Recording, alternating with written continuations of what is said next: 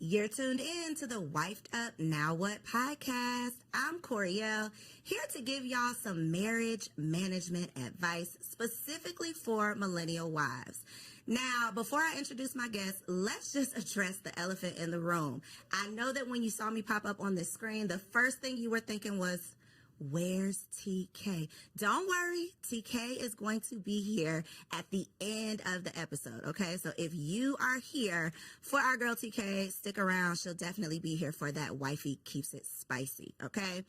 Today's guests are two amazing wives who have some stories to share. Y'all know that we're all about learning the real behind these relationships because it is so easy to get caught up in the fantasy and this fairy tale idea of finding a husband and living happily ever after. And although you might be happy, the ever after part is probably not going to happen. And so today we're going to talk about the real inside of these relationships. And I have Precious and Angela in the building. Hey. Hi. So start by telling us how long you've been married. Well, I've been happily married for 10 and a half years. Come on, 10 and a half. Yes. Well, it's almost less than a half because our anniversary is in April. Okay. Yes. Okay. So 10 years. 11. Look, we're going to say 11. Rising okay. 11. Rising on the 11. Well, since we're going to raise up, I'll say 10 years because it'll be 10 years July 5th this year. So okay. I'll say 10. So we got some OGs in the building. OGs, yeah. We're going to start out. We're going to keep it light, okay? We're going to start out with a little this or that because this is going to be February episode, right? This month is all about love. So we're going to get into that. But I want to talk about like some old school R&B. I just want to see where y'all at, okay? Warm y'all up a little bit, okay? Let's go. So this or that, who do y'all prefer or who did y'all prefer, Mary J. or Mariah Carey? Mary J. Why did you make that face as if there was no other option? I mean, Mary J has the soul. She has the grit. You know, she's been through some things. I think that Mariah's been through some things more in the latter times. When she first came out, I felt but like... that's not what she was singing about. Yeah, it wasn't what she was singing about. And I mean, from a suburban girl, I just resonated with Mary J because I just was like, I ain't been through these things, but it's interesting, you know? So I think I was more mesmerized by Mary J. Okay. I think everyone can relate to Mary J because she's a little bit more around the way. Your homegirl, she's been through what you've been through and doesn't come across as, no, this can't happen to me. Right. I think Mariah does separate herself from, she's definitely not the around the way girl. Okay, I got it. Boyz II Men or Dru Hill?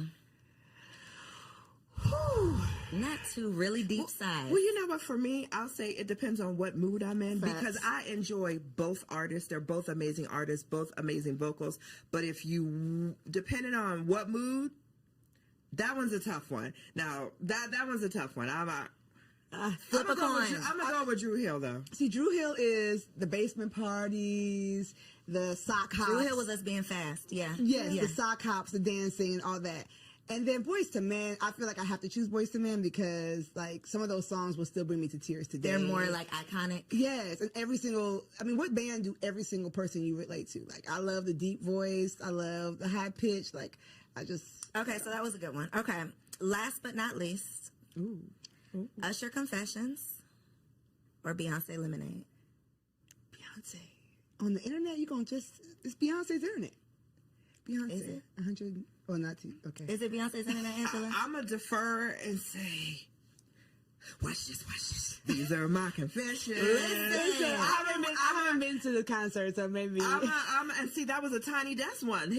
I'm going to go ahead and say Usher. I am definitely in agreement with Usher. Yeah. I think that the album, now I put the album specifically because I think that it would have been hands down like Beyonce, but the Confessions album was so iconic. Priceless. Yeah, it's just like, how can you compete with that? I don't want to revoke my card because I just never really was like, I'm not saying it's anything against it. You're not familiar with that? I'm familiar, but I wasn't like one of those people that was playing it on repeat. Okay. Like, I don't know what era of my life. Every minute of every song. I don't know what era of my life I was in then, but college, freshman year.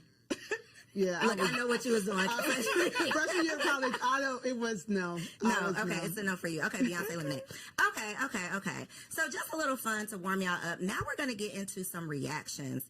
It's a lot of craziness going on these internet streets, right? But one of the perspectives that we don't often hear is the wife's perspective. We are always talking about relationships with single people, which is cool. But I believe there's just a wisdom that comes with being a wife. And so I would love to get y'all's opinion on just one little crazy clip on this internet, okay? So the premise, there's a group of men, and they all have a balloon. A woman comes up, she introduces herself, talks a little bit, and the men pop a balloon if they're not interested in her. See. And then once the balloon pops, they ask the man, why are you not interested? Like, what was it about her? So this particular young lady, whatever she presented was obviously tied into this emotional baggage that she was still holding on to. Even based on that little clip, you could see how defensive she got with, oh, you just into therapy, I'm good. People, we all need therapy. Let's say that. We do. But the part that stood out to me was, I don't care how you look. I can afford you. I got the money. But emotionally, I'm not dealing with that. Right. And I think so many women, so many single women, so many beautiful or successful single women these days think that their beauty or success is enough. But these men are starting to know and realize that they have worth, and they don't want to necessarily waste their time with the liability. So the wives' take on that clip, what do y'all think? You know what's funny? Something stood out to me differently. When he said, I can afford you financially, but not emotionally, I was turned off by that because you don't know, like that to me sounds more like transactional. I do believe that relationships require being willing to grow with someone, being able to have a conversation with someone, being able to tell her, find out more about her than, are you in therapy? Where are you at in your healing journey? Who hurt you might be the better question. And instead of just transaction being like, by the looks of it, I could afford you, but not emotionally, doesn't speak much to what he has to offer emotionally either. It seems like a little bit, I want you in a wrapped up package and ready to go. And I don't believe that sustainable marriages happen when people are, I'm 100%, everything is perfect, and just be able to afford my lifestyle. So that's what rang out to me. But yeah, you're right. We do need to realize that beauty is fleeting, as the good word says, right? So you can't just go with what your hair, nails, and your body. You've got to offer more. For me, that was a little bit different because I just experienced watching two single friends of mine who I introduced dating. The man came back to me and said, I can't do her emotionally. Oh, wow. And I had a very deep conversation with him about what does that mean? So I think, and his answer was from a male perspective, and it was, I can love you, compliment you until I am blue in the face. If you don't believe that, and if you don't believe what I'm sharing with you, there's emotionally, I can't carry the relationship for the both of us. Right. So for me, that statement took me back to that conversation that I recently had. And I think that was a strong statement. That was a real statement, because individuals, regardless if it's the man or the woman, if you're coming to a relationship broken, Right.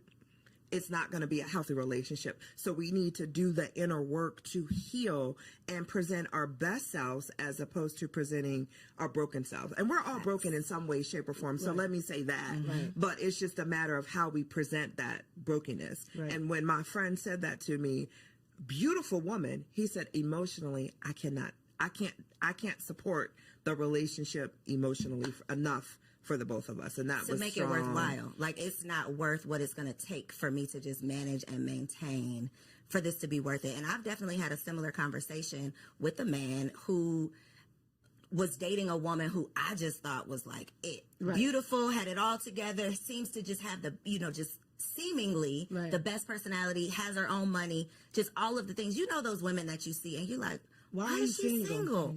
And that was literally what he said. He was talking to, and it wasn't necessarily she had emotional baggage. It was more so I don't want to say she couldn't be corrected, but she was never wrong. She could never accept any type of direction. And for men, if you act like you don't need me, they have no place. They feel like, well, there's no point in me being here. And I chose that clip specifically because I think that it speaks to what women say that they want. I just want a man with money. And what we think men want, which is just a pretty face. So part of what you didn't see was her explaining, you know, what she wanted in a man was he had to have X number of dollars. He had to be at this certain position in life. And this man who's a doctor who is in that position was saying, well, I got it. I can do all that, but I don't want to deal with that. I see. The issue is I've been out of this dating pool so long. You know, it's been 12 and a half years at this point. And I go to a gym where there's a lot of young ladies and we talk and, you know, I'm always mesmerized by it, but it's so forward that it's so much criteria dropping, right? It's so much judging and pretentiousness. Like, it's not enough. Let me get to know you. And even the game is hilarious to me because it's just like, why do we as millennials want to label everything, quantify everything, get straight to the point per se, right? And we think that we're doing ourselves a favor, but really we're losing that nuance, that je ne sais quoi of getting to know someone, getting to experience that person. And, you know, for her, I feel bad because she's probably put that air up because she's been in this pool of men or whatever and feels like she needs to give her criteria based on being hurt or whatever. Therapy. As a counselor, I would, she needs therapy. But it's hard for me. I'm trying to stay out of that pool, and I'm praying for everyone in it. That part. I think, though, the defensiveness is definitely a turnoff. Yeah. Anybody who does not need therapy would not start the sentence off with, I think you just into that. You know, like, you clearly are proving his point with that response. So I think it's just an opportunity to check ourselves, get more aware, and know what the other, whoever you want to date, I'm just going to say the opposite sex, know what they actually want. Yeah. Because we can't say we want to be in a marriage with a man and then a man tells us what he desires and we like, but no, I'm not doing that. Go, get somebody else to do it. And it's like, but then you get what you get. Yeah, what do you really want? Okay, so that was good. So one of the things that I have personally just gotten into, y'all, I just launched a blog, okay, everybodylied.com, and it's the premise of we've been lied to. We've been lied to our whole lives about so many things. For the sake of this conversation, though, we're going to focus on the marriage lies, okay? One of the things that I realized as someone who has always wanted to be a wife, this is something that I've prayed for, I thought I prepared for it, all of the things, and I got into it and still didn't know what the hell I was doing. And I'm a happy wife. To your point, happily married, right? A happy wife. I love my husband, and it's still very hard. Yeah. And so I know that I'm not alone in that. And I know so many women get into these marriages, become a wife, take on this role, and then it's not necessarily what they thought it was going to be, or they don't know how to manage or maintain. So first question for you two, what was the biggest, like, reality check once you became a wife? Well, for me, similar. My parents are still married. I did not model my marriage after my parents, however, but I'm from Ghana, West Africa. And so my biggest reality check was that you really make the marriage you want. It doesn't have to come. It's not like I get married and I enter this thing and it's just going to be ready made. Like, no, you've got to make the marriage you want. You've got to create the boundaries you want. You know, a piece of advice that my wonderful mom told me is that don't start nothing you don't want to keep doing. And it is true, like the boundaries. Oh, give an example, Precious. Okay, so when I was young and married, before we had, my husband was a single dad, so I have the bonus family structure. He would wake up really, really early to go to work. And I'm like, I'm going to wake up and make him breakfast. Woo. So, 5 a.m., I woke up every morning and made him breakfast for work and helped him get his lunch together. So we conceived our first child after the first year. Baby comes, and I'm like, I'm not getting up to make it. I might put your snacks out the night before. But my mom, when she heard I was doing it, she's like, I don't know if you want to do that for 30 years, and it's basically don't false advertise. So when we changed that system, I had to talk to him and say, I think I was ambitious. I was doing too much. I still love you all the same. I'm going to show you love because his love language is acts of service. I'm going to show you love in other ways. Now that I'm thinking about that, I need to start going back to some of those things. But you make the marriage you want. And if you're open and do premarital counseling and do all the things about communicating, you have to communicate when that marriage that you built is not looking, the math isn't mathing. It's not looking the way you want. It's not just I walk into marriage and marriage happens to me. You've got that's to good. work. Not starting something that's not sustainable because baby. And then I'm going to let you answer. But one thing a point that you made that I want the people to take away from this is that was his love language, and you had to have a conversation about why it was shifting, because his natural thought would have been, she don't love me no more. Right, the baby came and she now don't care y'all about me. bumping heads, Right. and it was a simple, I'm tired now, I can't keep up with this. But if you don't communicate it, then it turns into, my wife don't want me no more. Exactly. And we know what that can turn into. A lot. So a lot of things that you don't want. So I love that you were able to recognize that and point that out. That's what she kind of took not two, but they're important because they translate from marriage to marriage. Communication is key, and learning your spouse's love language. Like, I didn't know anything about love languages prior to getting married. I love you, you love me. Okay, let's go together. Let's check that box and we go together. We boyfriend, girlfriend.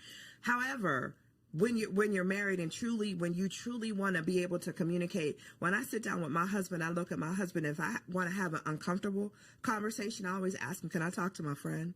I don't want to talk to my husband. I want to talk to my friend, because my husband is truly my best friend. And I talk to him. Sometimes I catch myself, and girl, he'll stop and he'll be like, I'm not your girlfriend.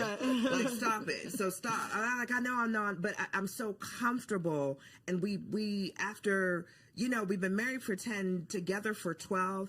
I've been able to figure out how to communicate with him, not to him, but with him. We communicate amongst each other. And I think, in the beginning, because I was single for so long, he's like, why do you talk at me? And when he said that, I had to take a step back and really understand what he meant by that. So now it's like, hey, can I talk to my friend?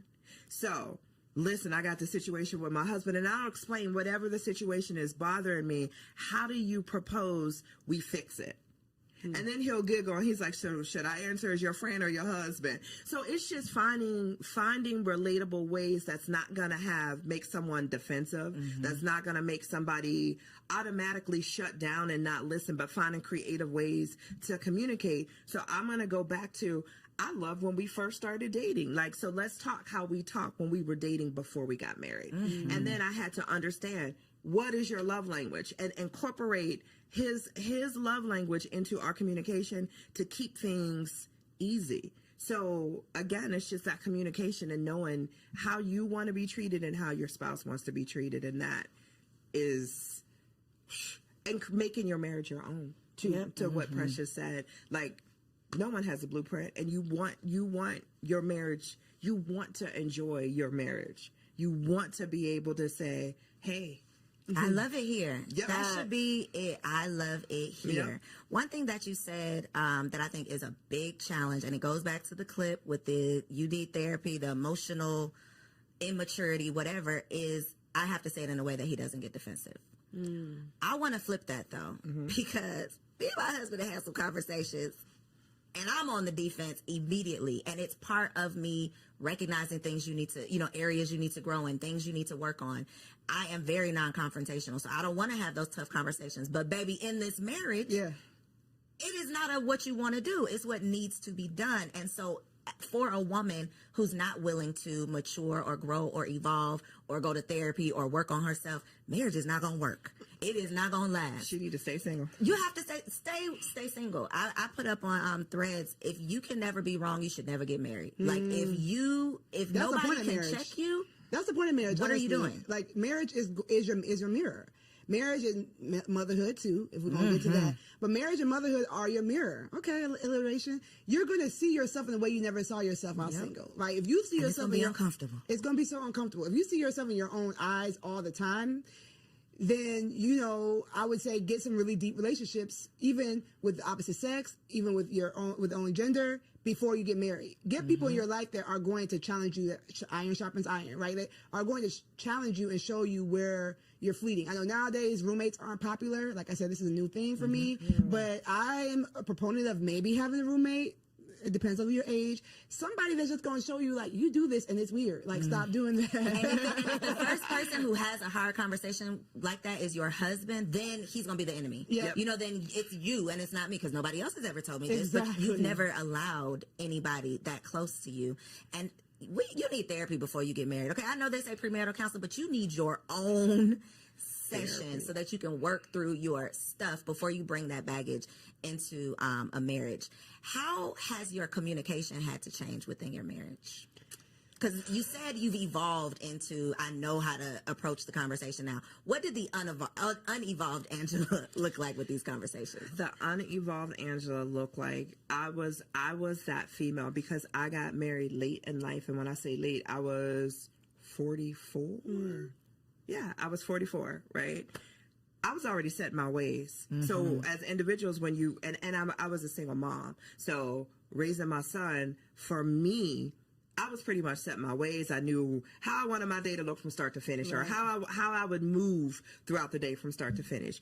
And having someone in your space and having to consider another human being, another individual, learning to listen before I speak, because he was like, you answered the question I didn't even ask you. Like, let me get the question out, because I was on the defense and wanted. He goes, listen. So for me, I had to listen to how he was saying. I made him feel like within the first year, he made a comment that said, hey, sometimes I feel uncomfortable talking to you because you're always on the defense, or I never get out what I want to say. Okay, note to self. So let me take a step back and let you fully. So now what I do is I'll sit and I'll listen. I'll wait. I'm like, are you finished? And it's not that I'm listening to respond. I'm truly listening to hear what he's saying, to have the best response, knowing at the end of the day, it's me and you.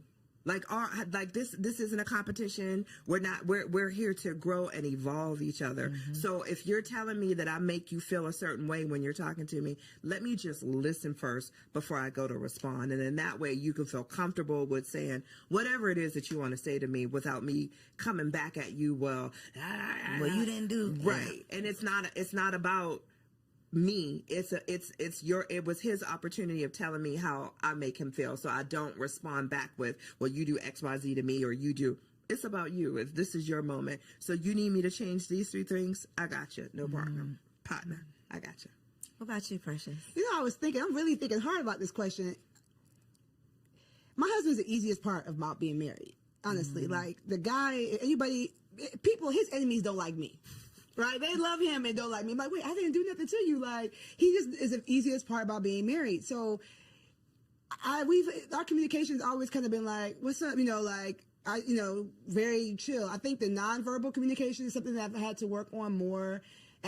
What's that look like? Your face talking for you? Face, maybe just like, my love language is physical touch, which is not a lot of women's love language. So if I'm irritated, I'm like, you don't really gotta touch me like that right now, right? But so working on that, and then also we talked about evolution, right? So Co knows this. I lost 75 pounds before I got married, and I've gone through weight loss after having all my kids and all that kind of stuff. Yes. So having 3 kids, having a weight loss journey, and now I help moms do the same thing, but I've had to learn my body. So my nonverbal communication has changed, right? The things that I like have changed. So I've had to communicate with him physically different, and he had to learn me more so differently as I have gotten older. Now I feel like I have the body I wanted when I was 20 something, you know what I'm saying, in my 30s. So our physical communication has changed and evolved, and he thankfully saw me on my journey when we met, and so he likes me heavy, he likes me slim thick, and so it works. But we had to kind of figure out, like, oh, okay, you can do that now. Okay, like, okay. So our physical communication has had to evolve. Okay, reading between those lines. Exactly. I want to talk about those times you want to kill him, though. Okay. Because 2 o'clock. Look, 3 o'clock now. I really love my husband down. And there are, love his dirty draws. But there are days when it's like, I'm going to kill this nigga. Yeah. Can I do this for the rest of eternity? Right. I have honestly had those thoughts. And I'm sure he has as well. I think it's just kind of what comes along with it. But that is not the expectation with the happily ever after that we're signing up for. Right. So in those moments when he is your best friend, he's the easiest part of marriage, but it ain't easy. What do you say to yourself in those moments? What is your outlet? How do you calm yourself down? What do you tell yourself to put yourself in check? Like, what do you do in those moments? Yeah, so I said my husband's the easiest part of marriage because his personality, like just who he is like, wow, I don't think my personality can match with anybody else on the planet, right? But marriage is more than just you and that person. Marriage is you and that person, their child, if you have a blended family, or their parents, the way they relate to their families. With however toxic their families are, that's something you need to evaluate before you get married. Like, all those things matter. And so, the days where I'm just like, I don't like how you handled that, or stick up for yourself, or go for more, or, you're so talented in this, I want you to, where you're like wanting to coach your own spouse and you have to let them be their own person. I have to really decide that, like, am I? Personal development and becoming a better you is always going to make a better we. And so I think that a lot of times, especially wives, we have that vision. We can see where we can go. And sometimes our husbands are like, I want to watch football. Like, or I don't need to do good. Yeah, I'm good. Like, we're good right here, or whatever. And even if you have a super ambitious husband, some of the things that we see vision for, they don't see it. And so I say to myself, I say to my clients, like, focus on you. Focus on go to the gym, get a hobby, cope with your friends. Some of the things that we are getting frustrated with our husbands are because our friends are supposed to hold that role, not our husband. And so I've had to learn. A word right there. Listen, like, sometimes you're just putting too much weight on that relationship and it cannot stand the weight. And so spiritually, I tap in with God, like, maybe, Lord, am I using him as an idol? I need to spend more time with you. Physically, I'm trying to be up all under him and I need to go find a friend. I might be having some anxiety. Let me go get a workout in. Let me go get a walk in, like, build me up physically, spiritually, emotionally, so that it takes off some of that pressure off the relationship. That's good. Yeah. Ooh, I like that one. When I get to the place where I just, what my husband, I honestly, I take a step back and I say, is it really detrimental to the marriage? If it's not, I let it go. And it's funny, our arguments, 10 years, our arguments are so minute when I listen to other marriages and we talk about, like, issues or problems. Our issues are so small, and I feel like I'm so blessed because of that, because we talk all the time and we communicate about things all the time. But when I get to the point where I just want to choke him, I take a step back and, like, is it really that deep? Is it really that detrimental? Like, I'd be mad, like, man, you left the bathroom light on again. I just want to, and I'm like, is it really that deep? Instead of checking him to say, hey, once again, you left the bathroom light on, I'm just going to go ahead and turn it off and keep it moving about my day. It's just, our arguments be the little petty stuff. But those little petty things can add up. Yes. If the communication is not there. If you don't, if they're not communicated. So, like, our arguments are not, like, I just look at and even, like, our biggest arguments are, I take a step back. Is it really that detrimental to our marriage? And if the answer is no, I just let it go and keep it. Do you all believe there's deal breakers in marriage? In your personal marriage, is there a deal breaker? I say all the time, if you cheat, then yeah, that's a deal breaker for me. And he looks at me, he was like, "You'd be so quick to dismiss somebody for cheating." I'm like, for me, you always have a choice, and that choice is not necessarily, oh, am I going to do it or not? But there's a choice prior to you wanting to do that. What is wrong in the marriage that needs to be fixed that you couldn't communicate with me? So give me the opportunity to fix it before you cheat. So for me, anything else we can get over. But if you cheat, there were all these opportunities. Obviously, I was not giving something. Don't know what that could be because you've never communicated that to me. So for me in our marriage, my husband already knows for me, like, cheating is like a deal breaker, where he's the opposite. I'm his second marriage, and he's like, we're together forever. So basically, and he always says I had to ask myself before I asked you to marry you, is this for good? And is there anything that I could not get over? And his answer was no. So I'm like, okay, well, that man ain't cheating. That man ain't cheating. He's trying to stay with you. I would say there is no immediate deal breaker in my marriage. Okay. So that means nothing is. You can't talk about, at least have a conversation about. Right. So immediate deal breaker mean I don't care what you say. It's over for me. I mean, maybe if he put his hands on me, I can't see myself. Maybe if he put his hands on you, because precious. because he put his hands on me, I just can't see him turn. Like, that to me it seems silly to say. You know what I'm saying? Like, there's no chance this Yeah, it was like when we were dating, I used to say, if it was a burning fire and me, your mom, and your daughter were in the room, who would you get first? He's like, I'm not answering that. That's silly. I'm gonna find a way for all of y'all to live. Yeah, it's not happening. Why are we all in this house in this fire, right? So that to me is like, when would he become, just randomly after all this time become that kind of person? So yes, I would not be with someone who would put their hands on me, but I don't have a immediate deal breaker. That is great.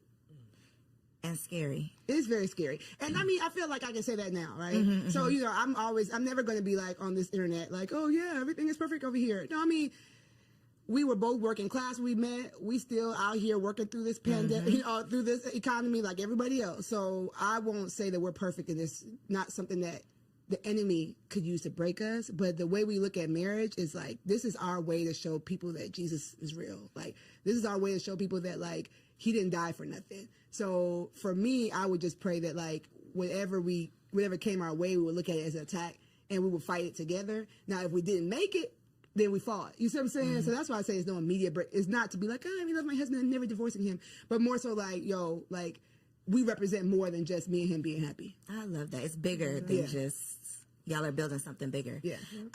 When it comes to losing yourself in your marriage, I think this is definitely a woman problem. And I think it comes down to what you said, Precious, of a lot of women, when we find this man of our dreams, I would just speak for myself, not a lot of women, me. Even when I was dating, I was an all-in type of person. If I am in it, I am in it. I am number one girlfriend. I am all of the things. So now that I have this husband, I am all the way in it. And becoming a mother made me realize, okay, girl, wait a minute. Who are you outside of being a wife and being a mother? Because if that gets lost in the sauce, then I'm literally drowning under just these responsibilities. And so y'all being in the game 10 plus years, how have you managed to maintain your identity outside of being a wife? Especially when you have multiple businesses, lots of things going on, you have desires to be more than just a wife, but this is obviously a big responsibility. Go ahead. No. Okay. I think as a woman, you have to create and carve out that time for yourself. Yes. Period. Hands down. You need your girlfriend time. You need your alone time. You need your self-care time. As long as you are always making time for yourself, whether it's perfecting your craft, like Precious said, picking up a hobby, you have to 1,000%, just as much as being a wife, being a mom, we're all of that. Those are important. So is being myself. So when you have those days where, hey, guess what today? Y'all, I'm going to see you later because I'm going to go get my hair done. I'm going to get my nails done. I'm going to go to the spa. I'm going to relax. I'm going to go eat with my girlfriend. It's so important to make sure, not just the women, but the men too. It's just so important that you're taking that time for yourself and you're truly developing. You don't give up. I hear some people say, well, I gave up my dreams and aspirations because I'm a wife and a mom. What made you think you had to? Because the times are evolving. Yeah.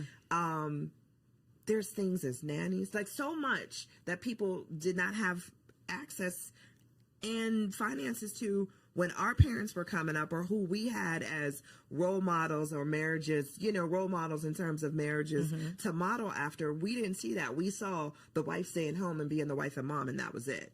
That's not where we're at today. And a big part of that is always making sure that we as women allot that time for ourselves and not feel guilty about it. Ooh, the guilt part. That part. There's nothing wrong with saying no because I'm taking time for me. Because if we're not good for all the other roles that we have, we can't be good for anything. So we got to be good to ourselves. You already know that she's speaking my language, right? So I heard you speak. One thing I want to affirm you, because I'm always going to do that, is that when you're a woman such as Co, and you're doing all these things as a single woman, society was going to tell you that it's not possible to have it all. It's not possible. So when you get into this beautiful marriage, it's like, okay, I got to work. I got to give everything I can to this because this is an anomaly. I'm an anomaly to be able to be this self-made, 6-figure, maven, right? And so that's a lie. Right? Everybody lies. See, that's a lie. That's a lie. You can have it all. You might not have it all at the same time, and you might not be the one to do it all, but you can. Okay. Thank and you. so you're welcome. You're welcome. It's gonna be, we in the trenches. No hood like motherhood. So we're in the trenches. But to your point, when I teach the LIFT framework, which is my framework, one of the letters is the F, the freedom mindset. That fighting that guilt. And what you said about the T, taking your turn, I'm not gonna go into that, right? Like you take your turn, you do stuff for you, but you gotta start with the mindset of why do you think you need to be lost? How, if you lose yourself, will your husband have someone to love? Will your kids have someone to nurture? Like, getting better gives him a new woman to love, right? Every time I get better, every time I lose an inch, every time I get a new hobby, it's like, it's spicing things up without him having to go find somebody else. You see what I'm saying? And so I think that we have it backwards where it's like, oh, I've got to martyr myself for the things I love. But no, you're giving them a diminished version of yourself. And so even if mom guilt or wife guilt, because I feel like I have more wife guilt than mom guilt, them kids will be all right. Yeah, them kids will be all right. Yep. I feel like y'all have each other.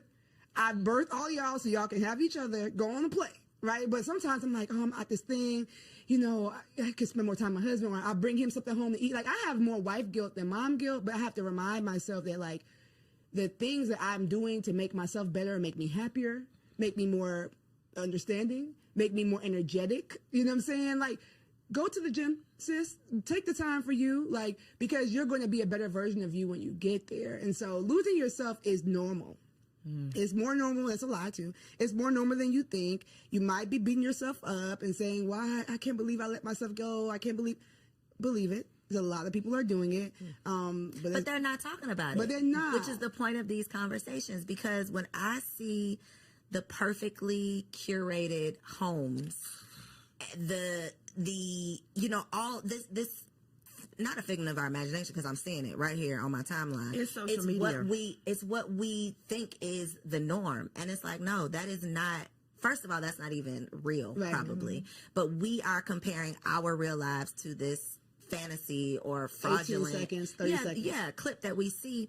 And to your point, we think something's wrong with us when we get lost in the sauce. But I definitely, and we're talking about being wives, but when I became a mother, I think I felt it more. Because you have a physical part that's changed too. And it's like, I can't go nowhere. This baby is attached to my brain. Like, I am here. I can't, that life that I used to live, I'm literally a new person. Right. I'm literally living a new life, and it's never coming back. And that, I think, is a very tough grief.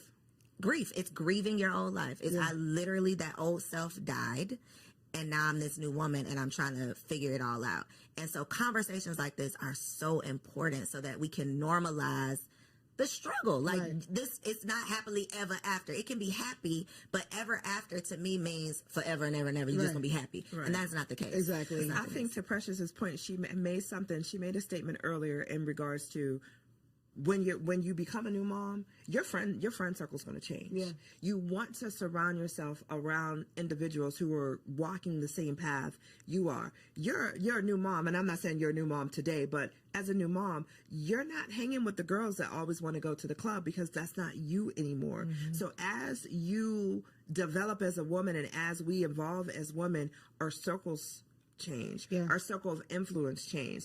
I wouldn't ask a single girlfriend who knows nothing about being a parent to watch my child for me. But guess what? I'm gonna have a whole nother set of girlfriends who are parents, who understand the struggles of being a mom and being a parent and having someone attached to you, or always having to be mindful of another individual. So we just need to, instead of not having the conversations, and I'm so thankful that you have this platform for individuals, for women to know, it's all a lie. Like, you evolve and grow, and as you grow, your circle's going to grow, and as a woman, we're going to grow, and that's the evolution part of that. Yeah, but even to that point, I feel like some of those single friends are just real important too. Those are the TTs, right? I think the village has evolved. It's not going to always be the grandmas, because some of these new grandmas, these grandmas is out in the these streets. new grandmas are out in the streets, right? So I agree with her saying, like, get those sisters that can, that's why I created my brand. That's why I created what I do, because we need to have a tribe, right? But then don't forget about some of the people who might not be in the same zone, because they're going to be the ones to take the kids to do the fun things you don't feel like doing.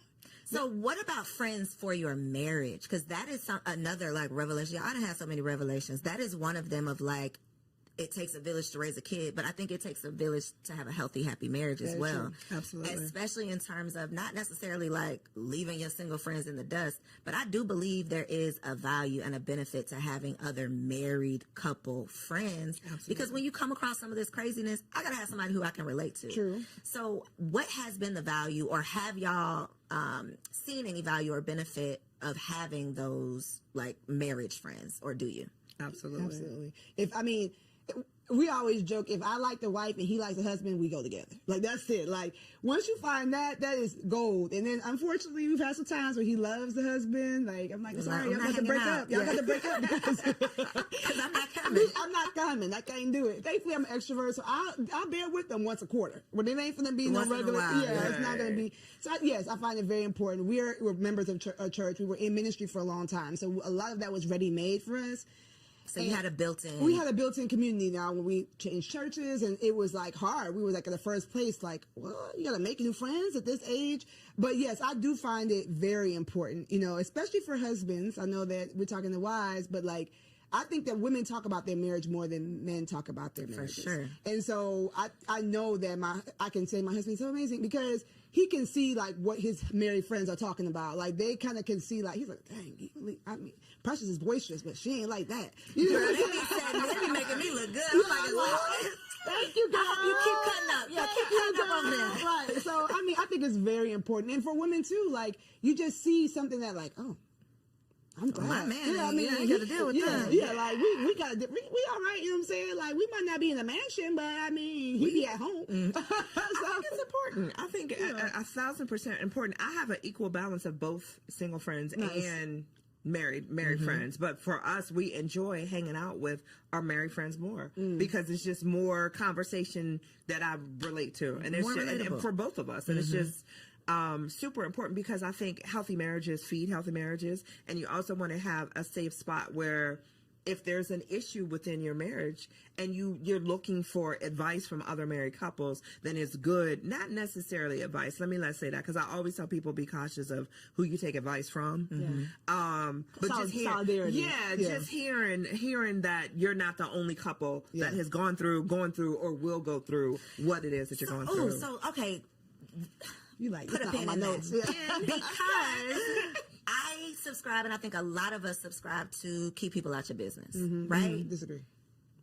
So this is where I'm going, because that is not necessarily the healthiest mindset or way of being if you truly do need an outlet. You truly do need a sounding board. So where do you draw the line? It's very gray of, I don't want y'all in my marital business, but I do need a friend. I do need support. I do need some advice or some help or whatever, and I don't want to be over here alone, because that's how I ended up, staying in an abusive relationship for too long. I wasn't talking to my friends. I wasn't telling anybody my business. I was trying to keep it all to myself. So God forbid anyone finds themselves in a situation like that and don't want to share, because we've been preaching, keep people out your business. Right. So what's your stance on that?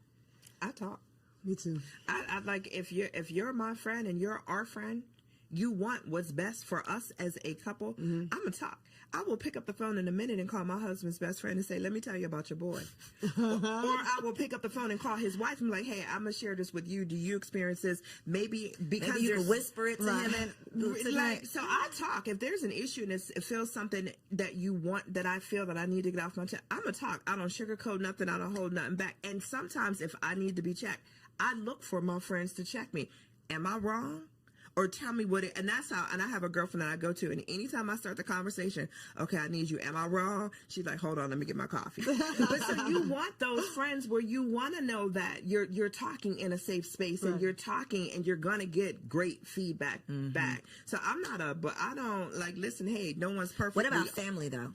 No. Is it only friends? Except for my sister. My best friend my sister's my best friend. So, but even with her, some things I feel like if it's going to change the level of advice she gives me in the future, I don't tell her. Explain that. So it's sometimes there's something that you might be going through that's a recurring thing, right? And you feel like if I say this recurring thing to this person, it might shift the way they advise me moving forward. So I need somebody who's really clearly, like, me and her are 13 months apart. Like, my drawers are dirty, she's like, girl, but that's, it's just a stain. You know what I'm saying? Right. So, she'll tell me I'm wrong, don't get me wrong, but some things it's like, okay, I'm I don't need to I'm hear done that with right this now. recurring thing Yeah. that you know. So I think for me, I do talk.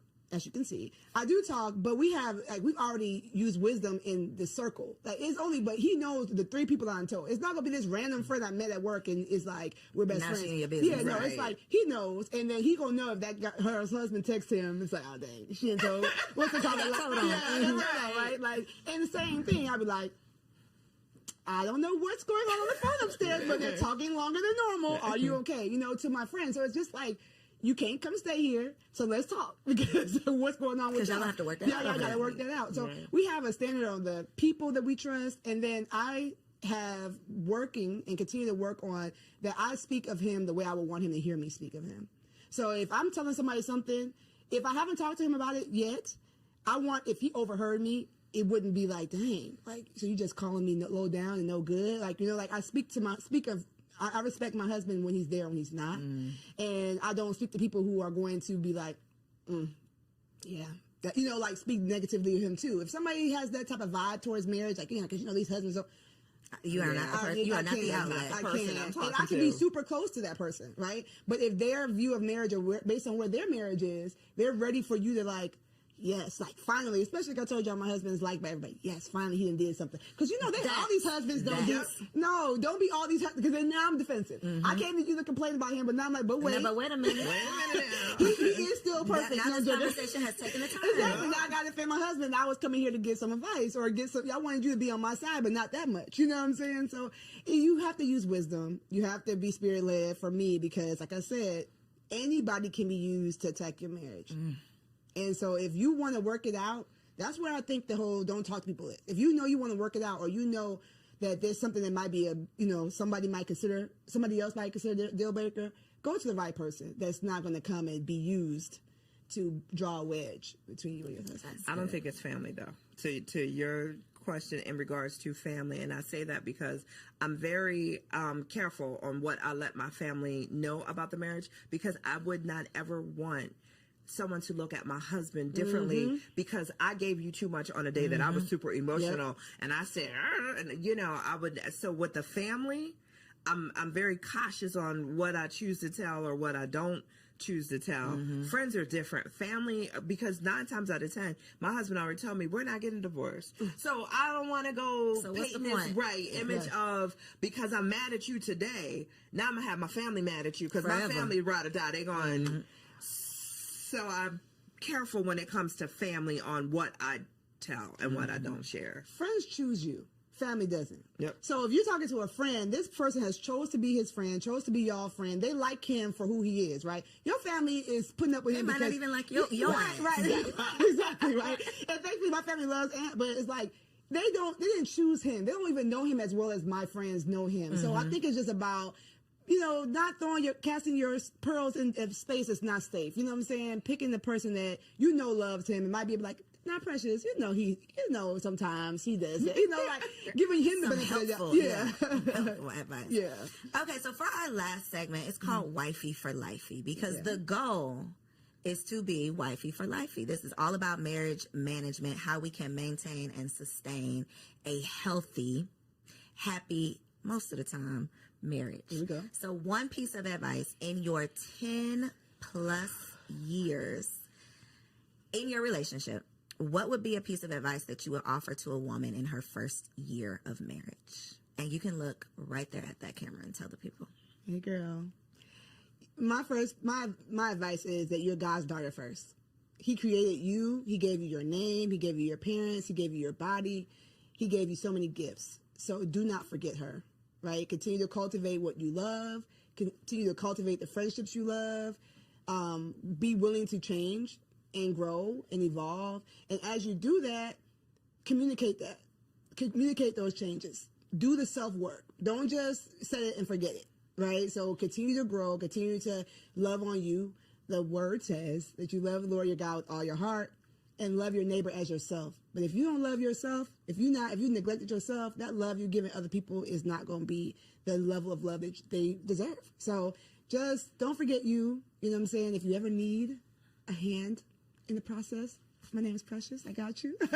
But just don't forget you, and you're loved. Thank you, Precious. What you got, Angela? For me, it's communication. I'm going to stand on it. I'm going to stand 10 toes down. Figure out the best way to communicate with your spouse. However, whether it's verbal, nonverbal, listening, communication is not just talking, it's also about listening. So if you, in your first year of marriage, if you and your spouse can truly, truly, truly connect on how to communicate with each other, you're going to go a long way. That has been a common conversation here. We always talk about finances being the number one cause of divorce, but I would believe it's the lack of communication about finances that is the number one cause, and the resentment that comes from not communicating. Yep.